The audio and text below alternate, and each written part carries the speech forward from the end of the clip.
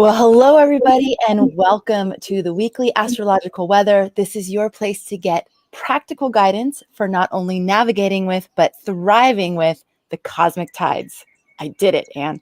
You got the whole thing out in order. I did. I literally wrote it down as the countdown was happening. Like practical guidance. Okay. I got the words. Yes, we're so happy you're all here. Thank you so much for joining us. My name's Amanda Poole-Walsh. I'm the founder of Astrology Hub and the host of this podcast.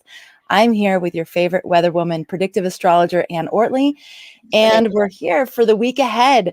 Yeah. We can start with the scale and the theme, Anne. Oh, before we do that, can I read a couple things? Yes. Okay, there's a few things that people are saying about astrology in your pocket, and it's just so fun to see the enthusiasm. Carrie posted in our free global forecast group. So Astrology Hubs, if you're not a member of that, you might want to check it out. It's a free group, free community. She says, "Who else is loving astrology in your pocket? I am so impressed." And then there's like 60 comments under it. One of Ann Dietz says, "Yes, I am. This is the first chance I have had to see and feel my life versus the planets. Also, I'm enjoying and appreciating Anne's awesome voice and texts." I love that because what Anne's saying is it's like coming to life for her. She's seeing planetary movement, things happening in my life, planetary movement. Like, that's really cool. Mm-hmm. Kay says, "Absolutely. Love the play-by-play of the planets. It's so informative and right when I need it." Couple Europeans saying, "I'm waiting with great anticipation." We know, we haven't forgotten about Europeans. Yep. Leslie we love you. Yes, we do. Leslie says, "I am loving it as well. Anne is awesome." Nicole says, "Oh my God, in love," in all caps.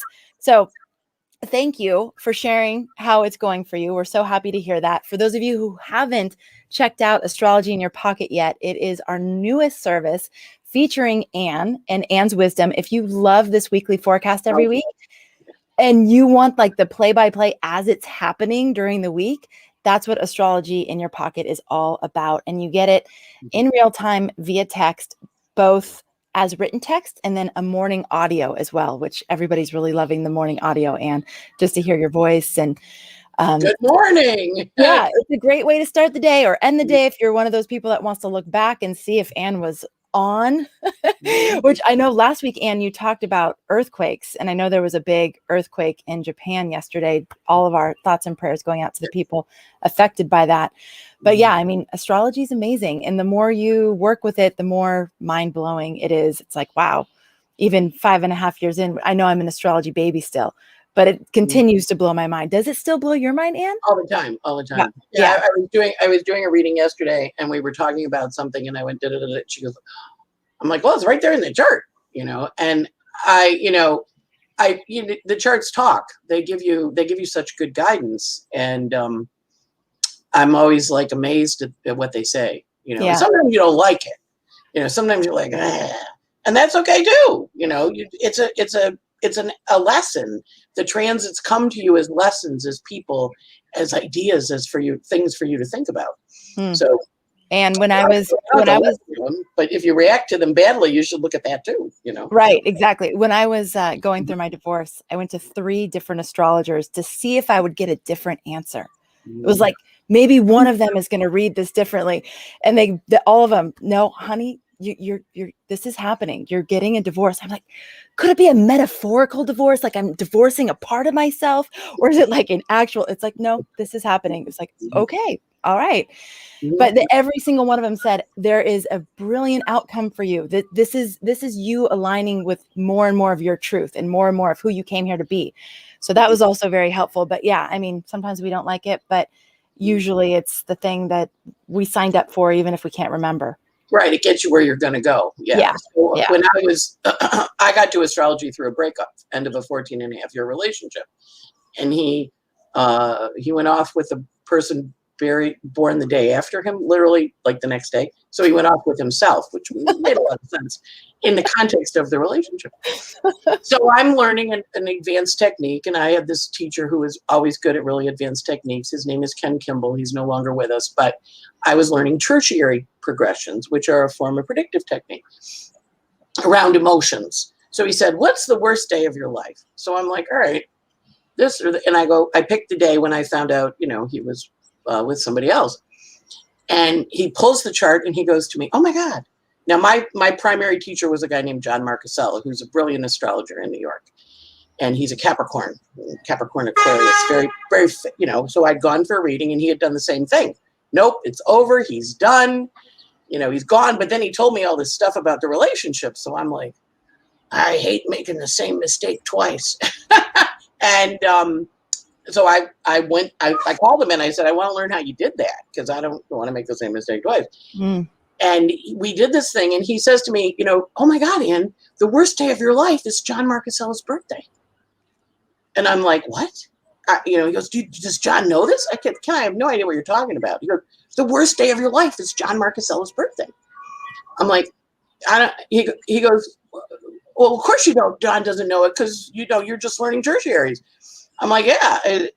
But because of the breakup, the worst day of my life, I found astrology through John Marcusella.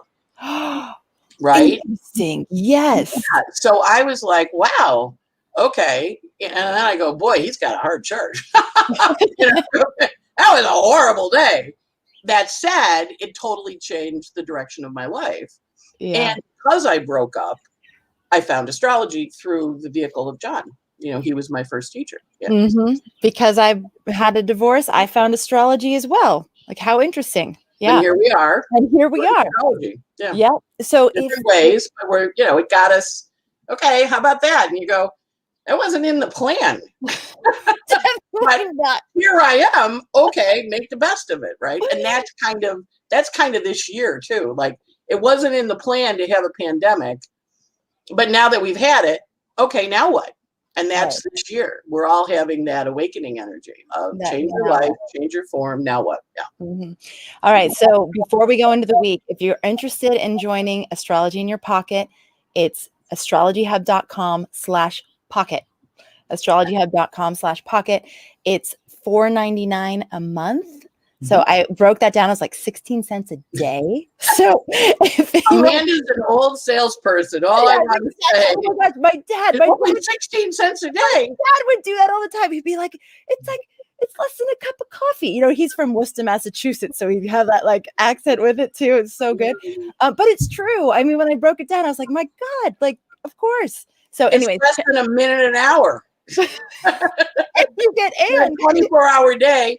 The 16 hours that you're awake, you get astrology. Exactly. You get Anne in your pocket. Yeah, your pocket. All right. Okay. So let's go to the scale for this week and then also the theme. Theme for the week is change. Change. Mercury's going into Gemini and Venus is going into Gemini. So it is it's going to kind of amp the energy up a lot. We're going to really feel like Zoom because Mercury's shifting out of Earth. He's ahead of the gang, right? So he's shifting out of Earth. And when he changes, now we have 3 planets that are kind of doing their own thing. The Aquarius guys answering, the Aquarius and Saturn guys answering to Saturn, the Taurus people answering to Venus, and then Mercury shifting. But at the end of the week, Venus goes into Gemini.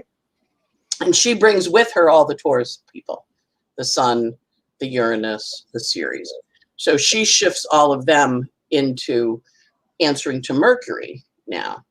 So now, because Mercury's in charge of the sky, very fast, very quick, very speedy. And of course, Mercury loves being in Gemini, favorite sign, which is, he rules Virgo and Mercury, but Virgo, he has to work, and Mercury, he just thinks and talks. So, speaking to you,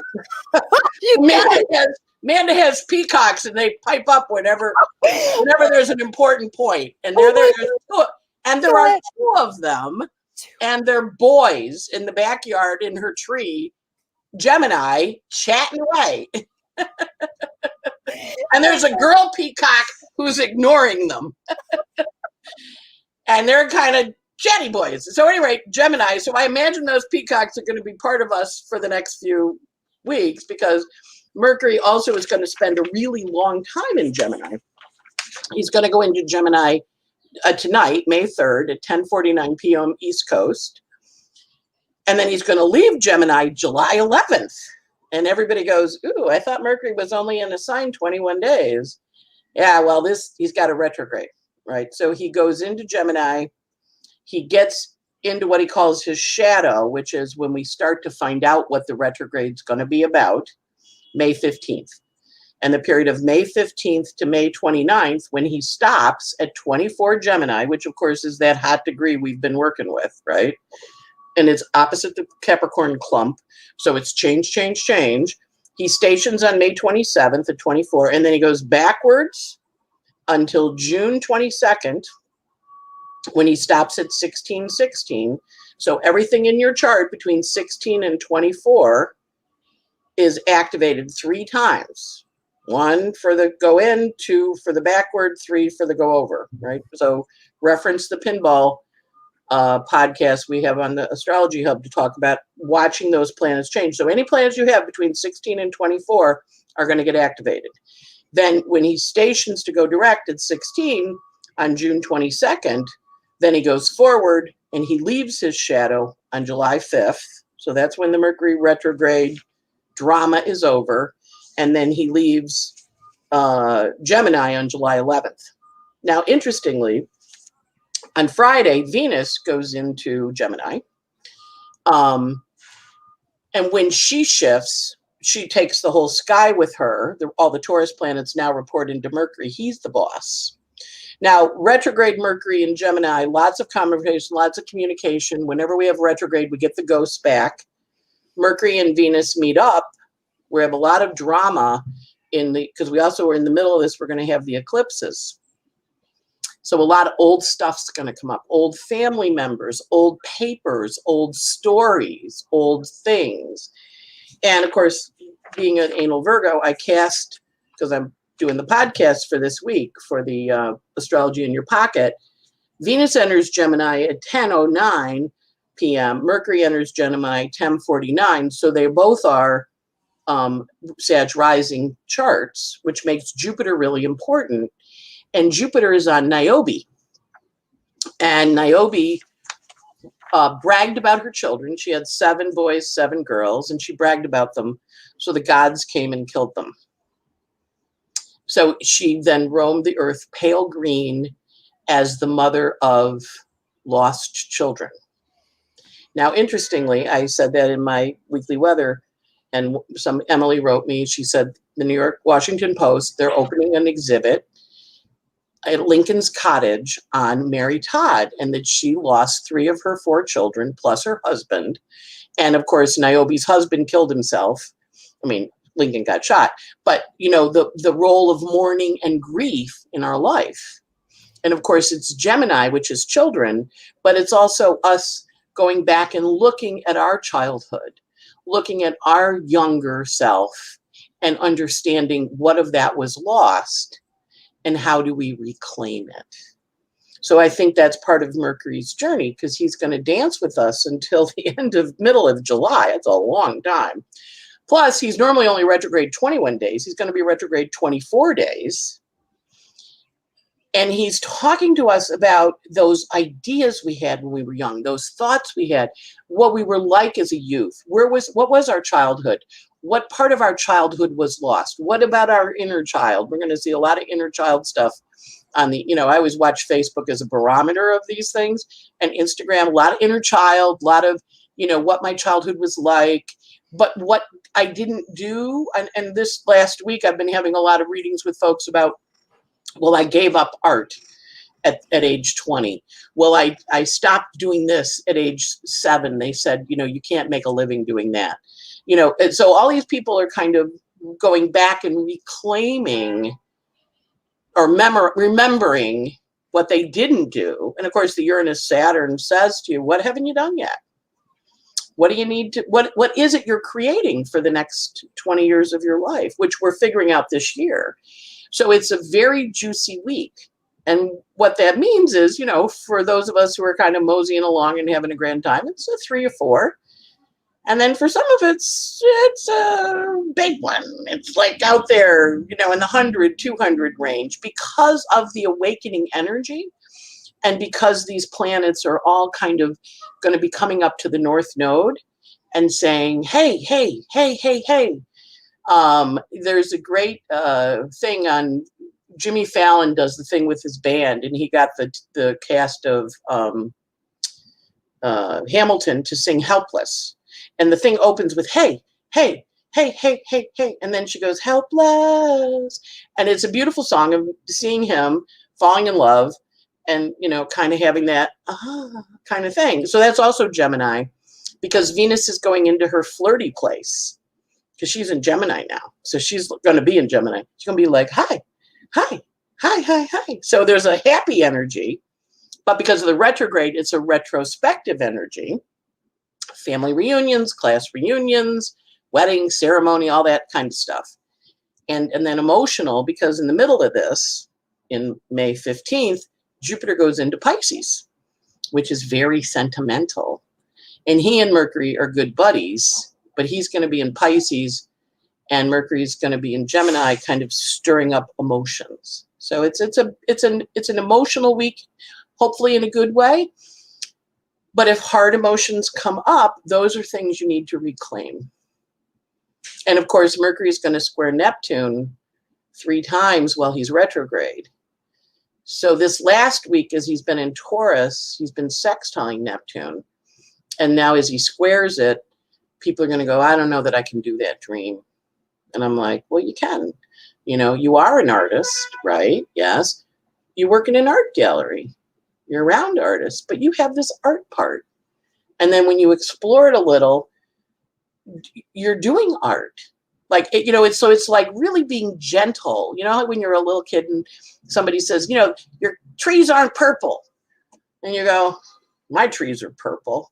But then you doubt yourself. And then it's also mixed messages. So anytime you hear something twice, you should buy it. So buy astrology in your pocket. We just said it to you twice. Okay, Anne, I do have some questions. I know it's a busy, busy week.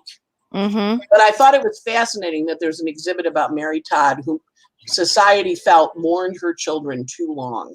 But 3 of her 4 children died. And she was judged by it. And of course, Lincoln mourned them too, but it was okay for him.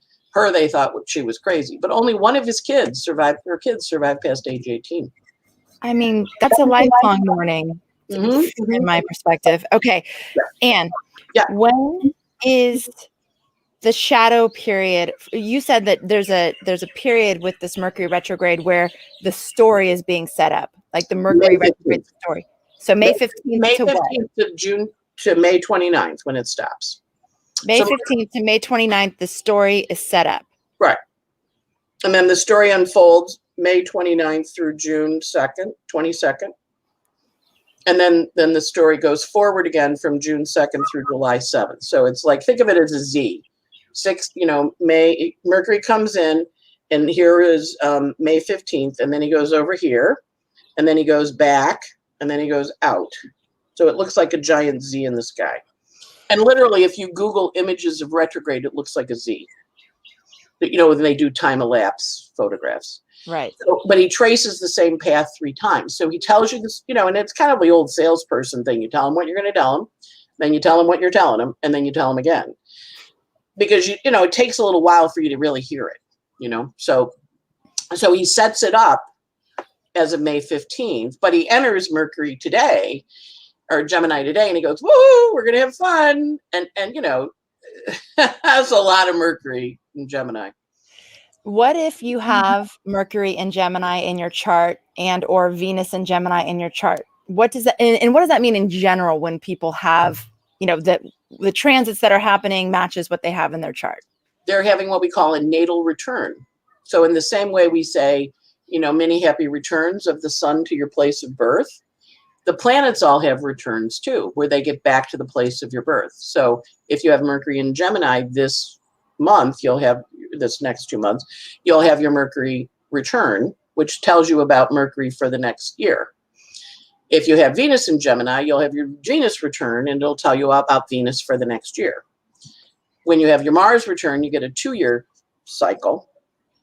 Jupiter return is every 12 years. Saturn return is every 29, and Uranus return is 84. So we have, and the moon is every month. You know, every month the moon returns to where it was when you were born, and you have a lunar return. So you can cast the chart for the month to see what your month's going to be like. You can cast the chart for the year to see what's going to happen for your ego development over time, and for your Mercury and your Venus, and that will tell you what Mercury and Venus are going to be working on. Okay. And if you're not casting charts, you can just pay attention to the storyline that's emerging for you? Yes. Okay. Well, it's not hard to cast a chart. Just figure out what degree, like if you look at I have it at 18, then you go forward to when it hits 18, and that day is when it gets to the same point, and that's your return. Yeah. Okay. So usually you'll feel it, like the solar return, you usually feel about a month or so before your birthday. You get it set up. Okay. Jupiter return the same way. Before your Jupiter return, you get the setup for the next 12 years. And we did that thing on Astrology Hub on the Jupiter returns. And Harry met Meghan the year before he had his Jupiter return to become the son, the father. And of course, he met her and they had a baby, and off he went to be the son.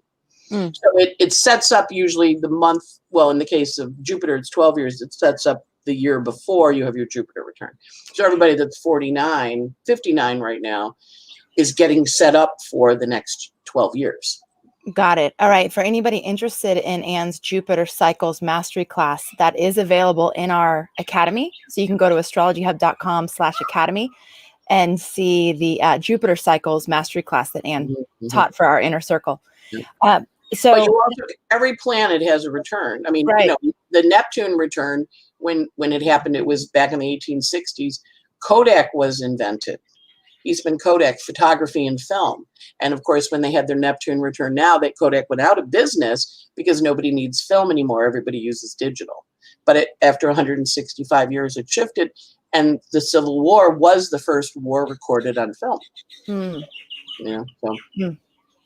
And tell us a little bit. I know this is like going into next week a little bit, but we have this eclipse series that's coming.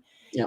What is the theme or the flavor of this particular eclipse portal that we'll be working with? Oh no. That thing.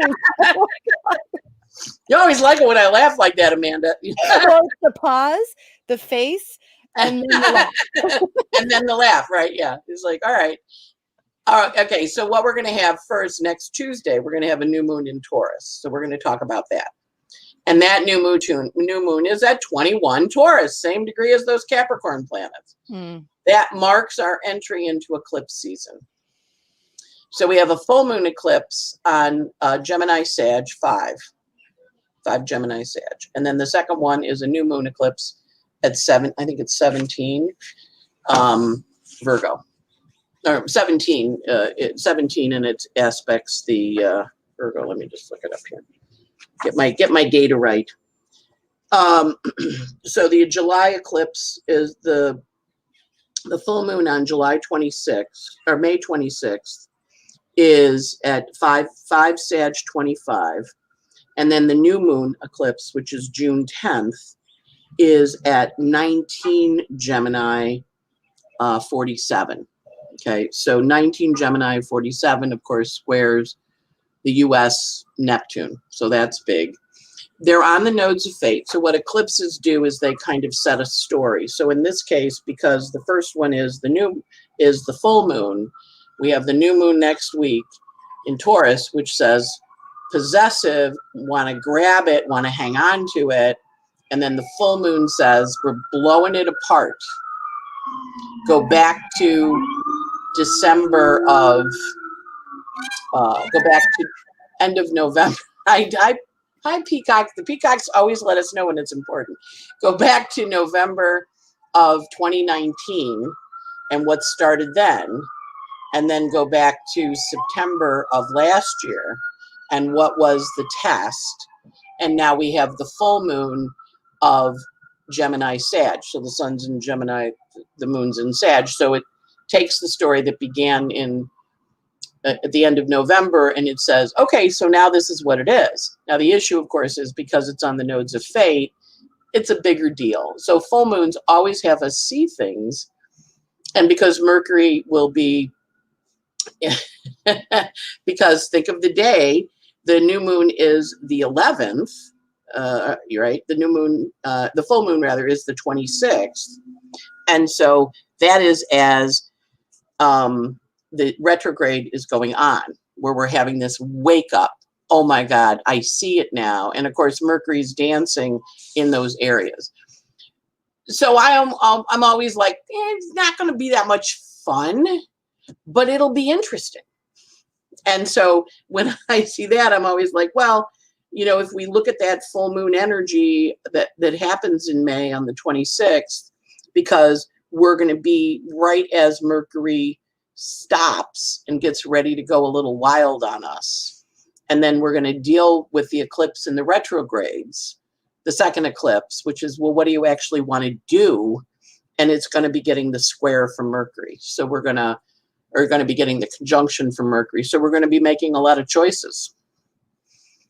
So this is, you know, if you've been thinking you're breaking up, this is when you decide. If you've been thinking you maybe want to get married, this is what you're thinking you're going to move, this is when you're going to get the pulse to do it. It's all the stuff we've been hanging on the edges of. Mercury's like, can you make a decision, please? Mm-hmm. And then you're going to have people from your past come forward to remind you of what you didn't do, or you did do, or what you wished you'd done and you hadn't done. And then you're going to go, or you're going to have an aha moment where you go, they're just like my first husband. You know, that aha, like I realized they were, and you go, because Mercury is all about illumination. He's a messenger, but he isn't necessarily a friendly guy because he's also going to be in conjunct Pluto. So Pluto is going to talk to you and go, you know, I pointed this out to you a few times. And this is when everybody goes, I know.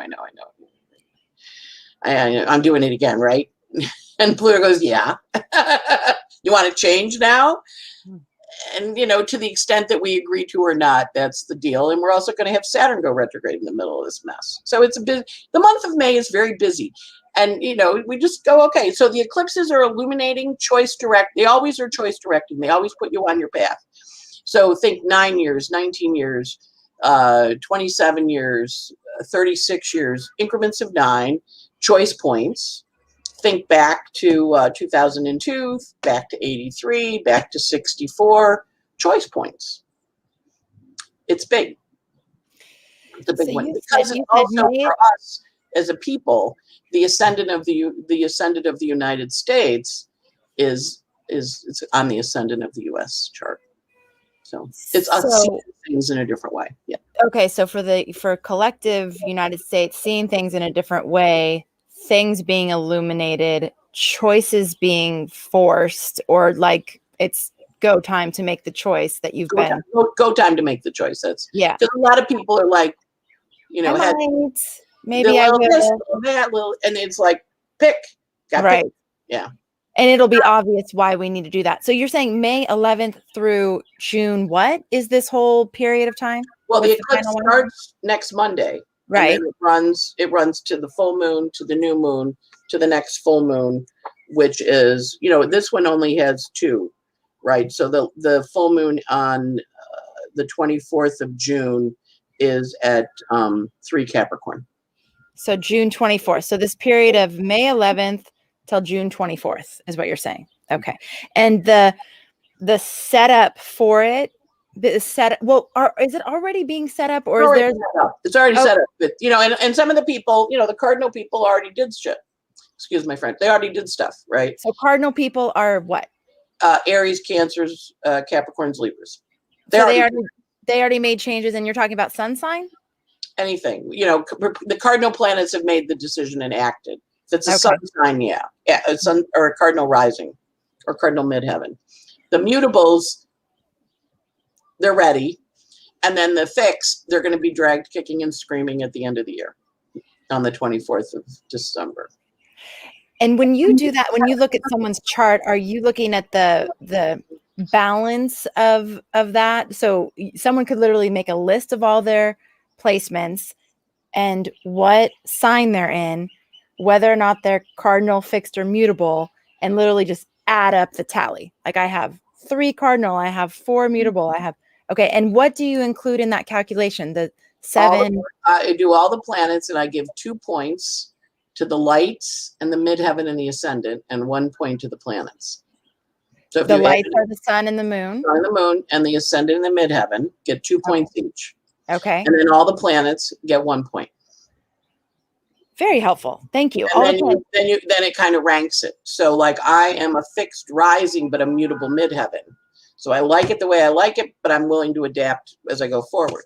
When I go up against a fixed, I lose because they beat me. Not many do, but I know my mutable sun and moon will give in because they're Virgo Pisces. My Aquarius is firm, but the rest of me is mutable.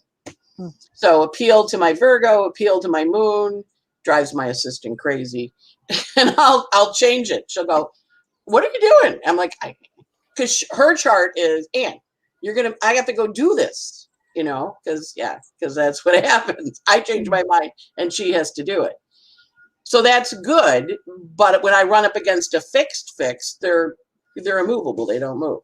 They just don't move. But remember this square, the cat is in fixed. So everybody's moving.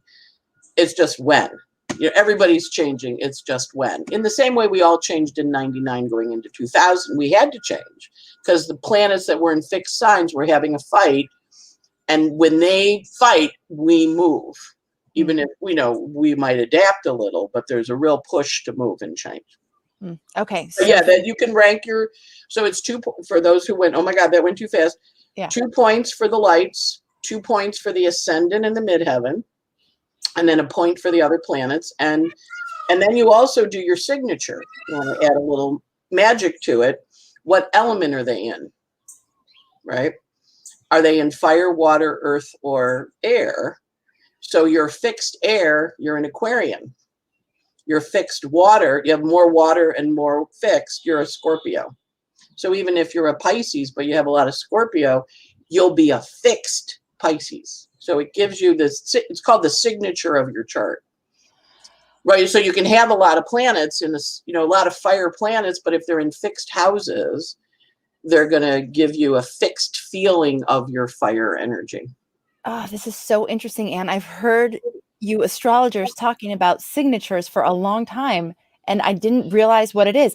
Is this something you all would be interested in workshop? Is this like workshop material for you? It'd be it's easy to do. Yeah, it's easy, but I feel like it could benefit from more breakdown and then also some examples. How to do it. This. Well, here's how to do it, and then here's an example of how these things play out in life. So if you're interested in that, let us know, because we are working on the content for the workshops that we're going to be offering with Anne. So we're getting lots of yeses. I think that's a big, huge yes. Yeah. Well, because it's helpful because it helps you because like sometimes you have somebody and they're like, I'm a Sag, but I'm really depressed. I'm a really depressed Sag. Everybody says I'm supposed to be happy, but I'm depressed. Well, if you have a Jupiter in an unhappy sign, you're going to be depressed. You're going to be a depressed Sag. So it helps you, and this is where you hear from people like you're one of 12. It's like, no, this is where you get the nuance in astrology.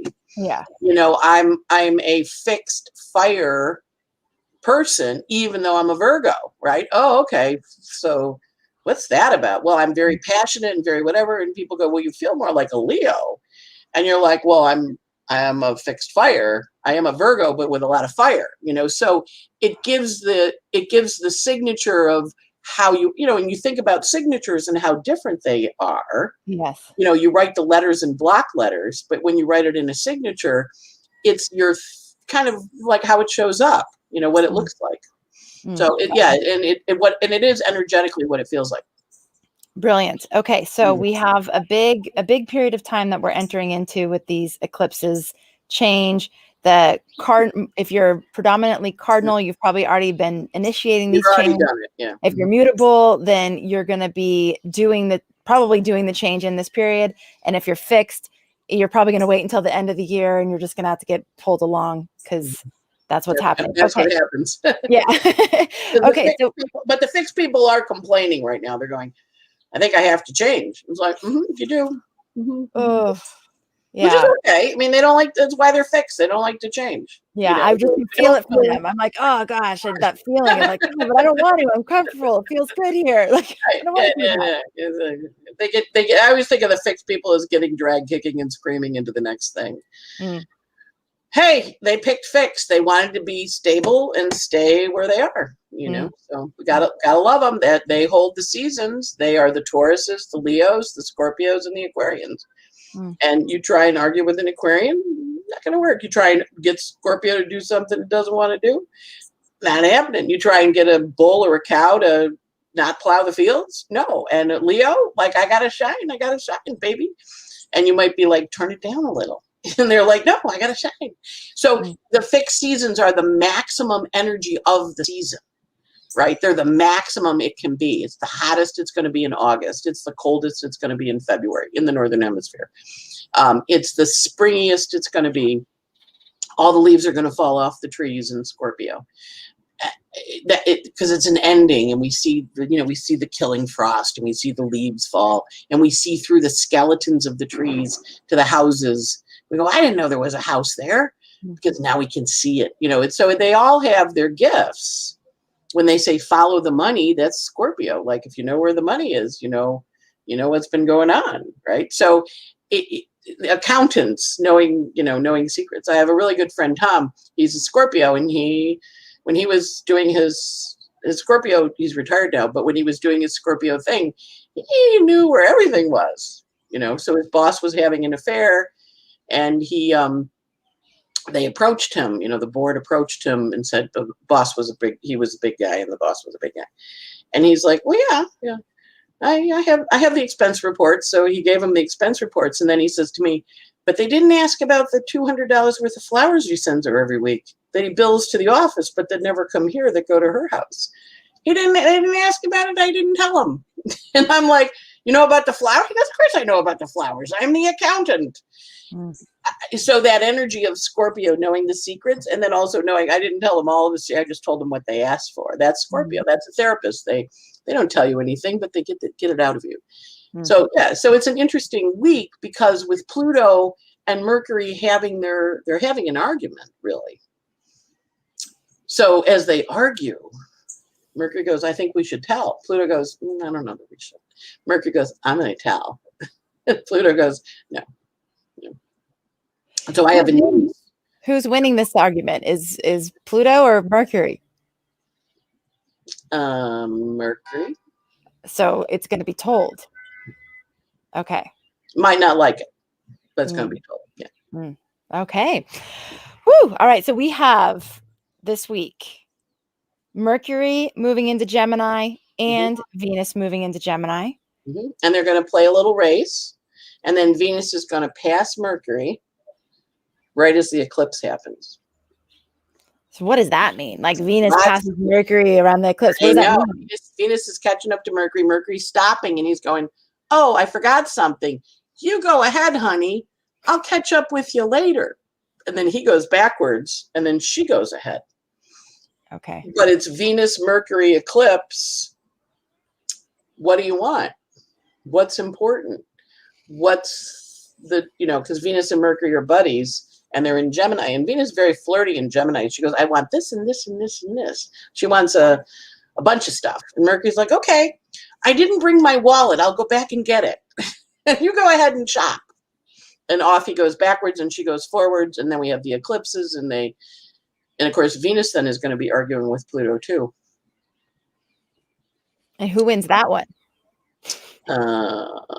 Well, Venus is a little slippery because she's an air. She goes, well, talk to Mercury when he comes back. And she dances off. And Pluto, Pluto's kind of sitting there going, oh, come on. And then Mercury comes back and talks to Pluto and cleans it up.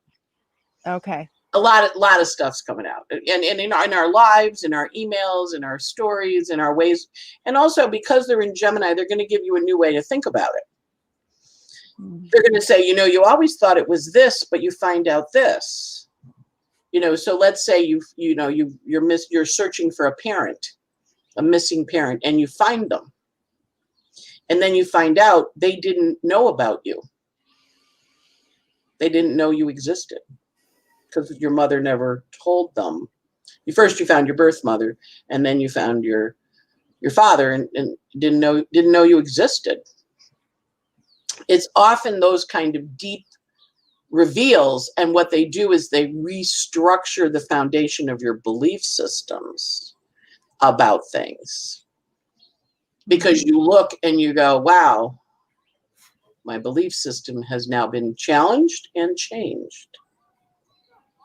And that's the hard part, but that's the growth part too. We look back and we see it in a different way. We run into papers, we're cleaning out the papers, our parents' papers, and we find stuff. Anderson Cooper told a very funny story. He was cleaning out his papers and he found his report card, and the teacher wrote, "Anderson loves to share his toys with his boy friends in kindergarten." And Anderson's like, so it's right there when I'm in kindergarten, right? That I'm a gay guy.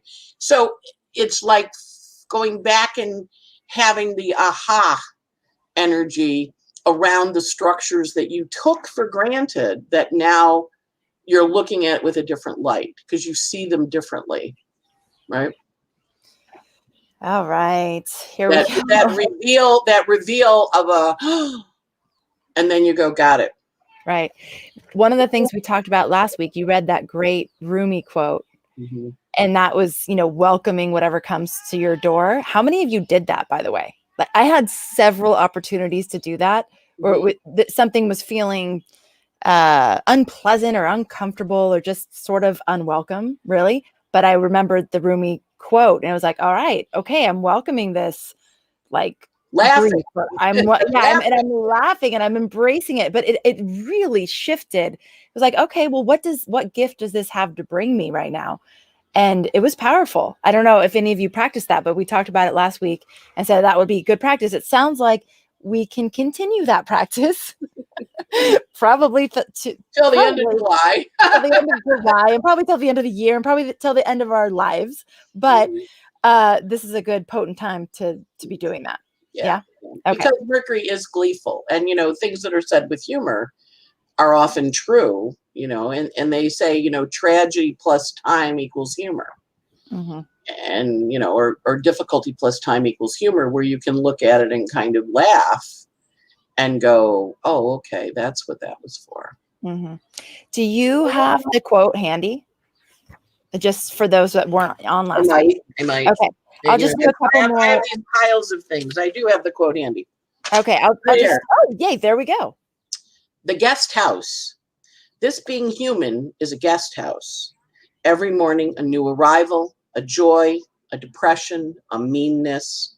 Some momentary awareness comes as an unexpected visitor. Welcome and entertain them all, even if they are a crowd of sorrows who violently sweep your house empty of its furniture.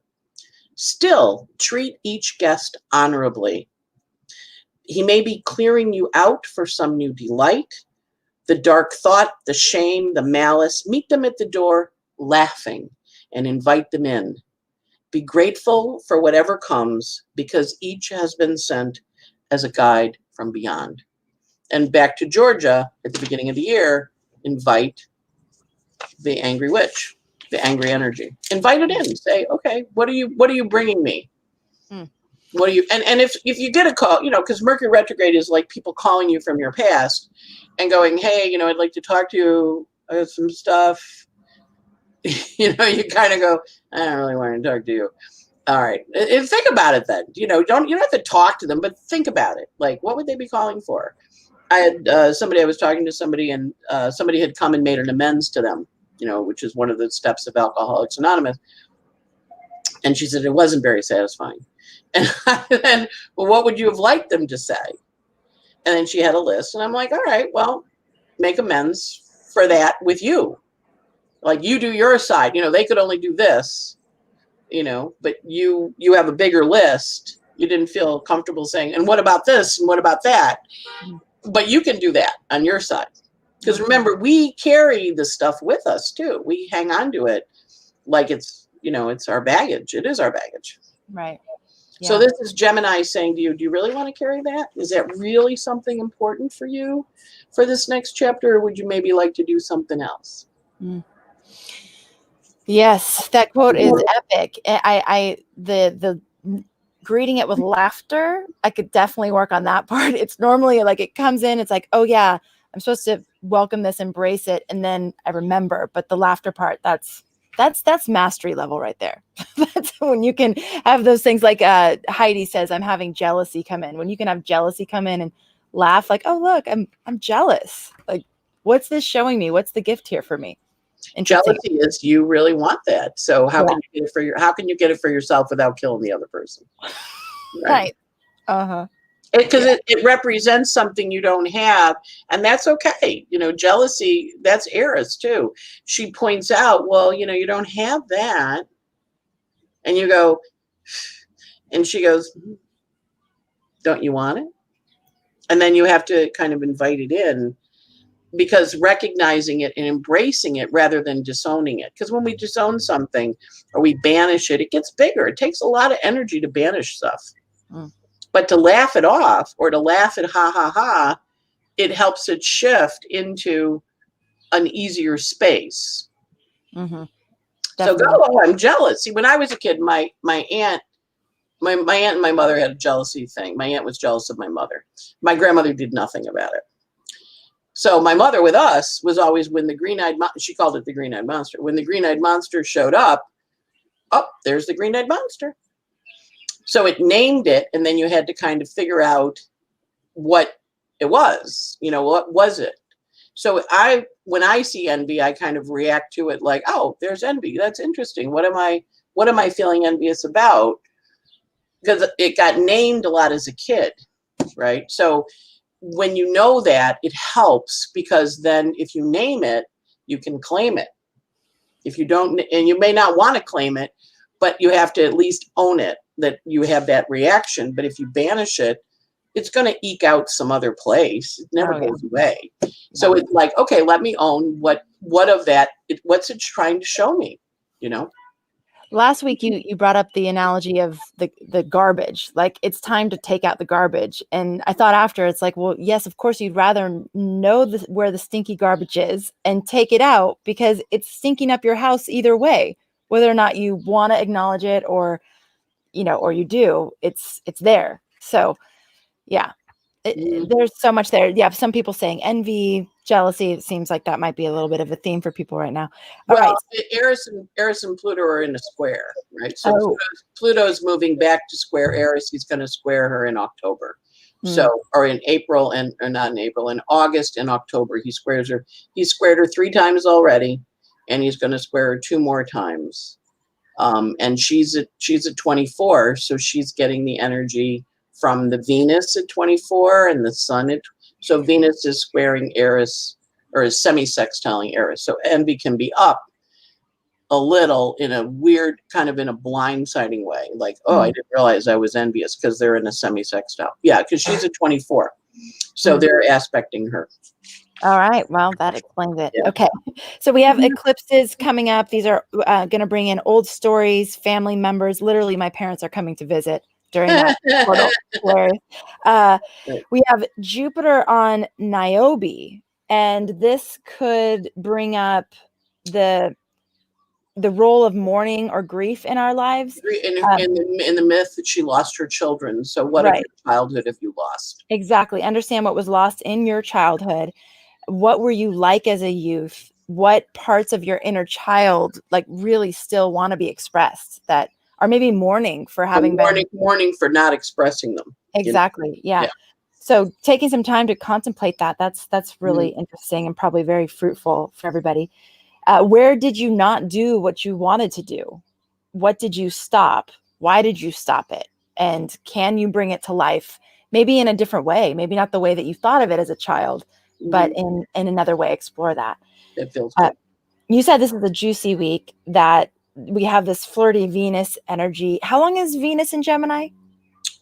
She's in Gemini. She's just her normal patch. Hang on, let me look. I forget her normal patch. Her normal patch is about a little less than a month. So let me look. A little less than a month. Okay.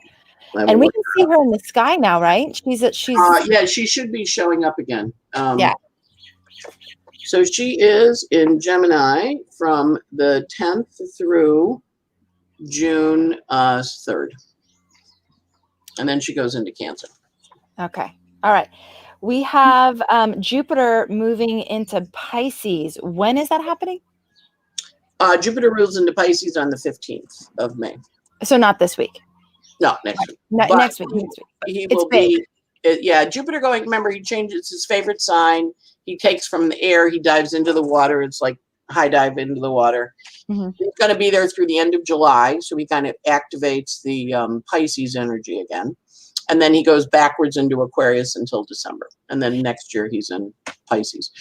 The thing with the Jupiter in Pisces, and this is the bad news, hopefully not, but with Mercury in Pisces was news of the pandemic. With the sun in Pisces, we became aware of it. Last summer when Mars was in Pisces in May and June, it spread. Jupiter's the big guy. So I'm a little nervous we're going to have a resurgence. And certainly we have a bunch of stuff going on in India right now with this new contagious variant that they have. So I'm kind of looking at that and going, I really don't want to go back. I've just started to go out for dinner again. I don't want to go back. So we're going to watch and see if Jupiter does something with some kind of resurging of the virus in May through the end of July. So hopefully not. Hopefully not. But I'm looking at it with a little bit of a baleful eye, Right. Just noting what happened the last few times. We know what the Pisces has been. And so now the big guy's in Pisces. And you're right. Like, okay, yeah. Right. Yeah. Okay. We have reclaiming of hard emotions. So an opportunity to reclaim. I mean, within all those emotions is power, is personal power. Yes. Mm-hmm. And when we own it and when we integrate it and when we acknowledge it and when we learn how to channel it effectively, that is only adding to our ability to have that personal power. Stand up straight. Yeah. Yeah. Exactly. And I think of it as it's aligning with it too, because sometimes people, when, people say, they tell me to own my power. What does that mean? I'm like, well, align with the place where you feel centered and balanced, so kind of when you're doing, you're supposed to kind of balance and center, and that's your power space. That is, where do you feel balanced and centered when you're in the middle of stuff? So that's a way to do it, because own your power always feels a little bit like, what does that mean? How do I do it?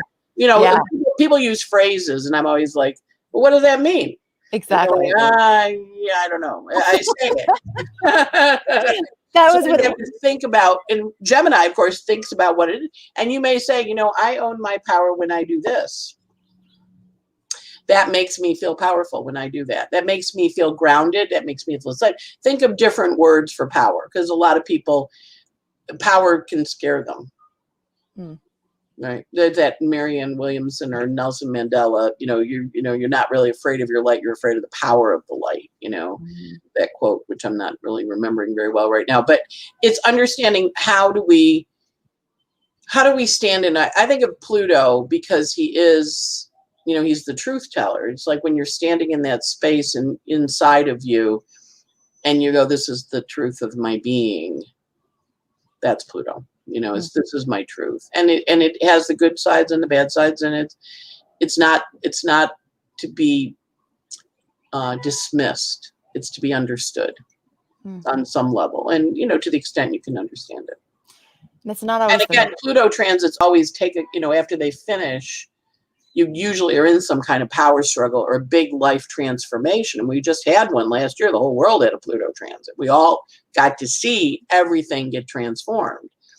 How did you feel about it? How did you react to it? How did you work with it or not? Or, like, what was your reaction to it? And then the next part is, now that you've seen that, now you have choices after it's over, kind of, sort of, for the next chapter, which is why there's a renaissance. It's why there were the roaring 20s after the pandemic of the great influenza.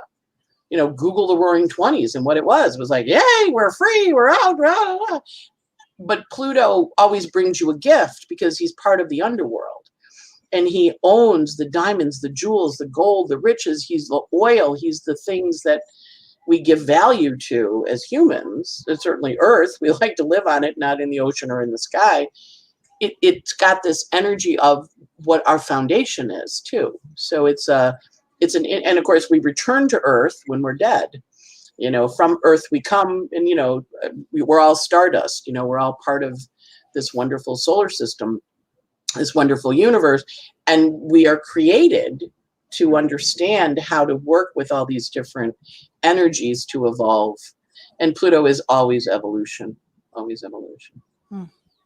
So. Yeah. And that place of personal power or inner truth, what you were talking about, truth, that inner authority, isn't always the most popular either. Like, it's not always the most acceptable or accepted by others, but there is that place where it's just true for you. And that's that. Yeah. All right. So lots of Pluto stuff for us to continue. Yeah, a lot of Pluto stuff this week. And also just being comfortable with, like that there is a lot of change going on. Like this one's changing, that one's changing. And I have one friend, and she's pretty fixed. And she goes, so when is it going to change for me? Changing for everybody else, but not me. And I'm like, I don't know. But I do. I know it's like not till December, because if I say December, she'll be mad at me. But hopefully she's not listening right now. Hopefully she's not watching the podcast. Yeah. But yeah, the fixed people change in December. Yeah. Okay. So a couple more things. You said stuff's coming out, new way to think about it. So some of our structural belief systems actually shifting due to additional information and revelations coming out. So this restructuring the foundation of our belief system, so that we will come out of this eclipse season probably seeing things differently than we do right now. Definitely. It's really interesting to think about. All right. And you said that the eclipse season also that's coming up and starting next week is maybe not the most fun, but the intensity has lots of riches for us, as you were just speaking about the Pluto. Yeah. And remember, it's Gemini. So if you can have a sense of humor about it, that helps, because Gemini is the trickster, right? Mm-hmm. Remember when he was getting sent, after he stole Apollo's cows, and he was smart enough to walk backwards so he didn't get caught. But of course, Apollo brought him to Zeus, and Zeus was, got to give the cows back. So Mercury was like, okay. And then Zeus was like, all right, you can leave. And Mercury's like, what? I want to stay. So what he did was he pooped on Apollo. Very, very Pluto thing, right? And Zeus saw that, and he started to laugh hysterically, right? And Apollo was pretty mad. You don't poop on the sky god. and Zeus, you're good. You're my messenger. You get to stay around. And then Mercury realized Apollo was mad at him, so he went and kind of apologized, gave him a harp, and all this stuff. They became good buddies. But it's got that energy. Who's going to poop on you? That's Pluto too. All right, so having a sense of humor about all of that. And Mary Henry, thank you. She says that quote you were trying to access from Marianne Williamson. Thank you. Our greatest fear is not that we are powerless, but that we are powerful beyond belief. Right. Something like that. Yeah. Okay. And thank you so much. This has been so fun and so enlightening. Thank you. And for those of you interested in having Anne in your pocket all week, you can, we were or not, as you might go, I don't know, she's getting a little dark over there. we considered calling it Anne in your pocket, and it was like, it's kind of a little weird. I'm sure people will do it anyway. Yeah, astrology in your pocket. So you can go to astrologyhub.com/pocket, check it out, see if it's right for you. There's no contract when you join. You can cancel if you don't like it, but you can try it out now. If you're in the United States and Canada, yes, Europe, we are coming to you soon. We are working on it. Please stay patient with us as we work through the tech. And it's not that some people are so sweet. They're reaching out and going, well, you could use this platform and this platform and this platform. And yes, there are platforms that could be used, but they can't do what we need them to do. There's some very specific things. So Thank you for your recommendations and your offers for support. And we are exhausting the field of possibilities. I promise. Okay. Trust me, Amanda's got a team and they all exhausted. What was it that Anna said the last time when Mercury changed and you were like super powered with your... She said something about me taking Mercury retrograde to like the extreme level. Yeah. Extreme Mercury retrograde, right? Exactly. Yes. And it was like extreme. This is extreme Mercury retrograde. Extreme astrology. Yeah. Yes. Yeah. All right, everybody. Thank you so much for being here. Thank you for being a part of our community. We love having you here. We love sharing this time with you. And thank you. You're brilliant. Welcome, Amanda. Thank you for hosting us. And thank you, Jamie, in the back there for running the cameras. Yes. All right, everybody. Take care. And we will see you next week. Thanks for making astrology a part of your life. Can't wait to connect with you again very soon.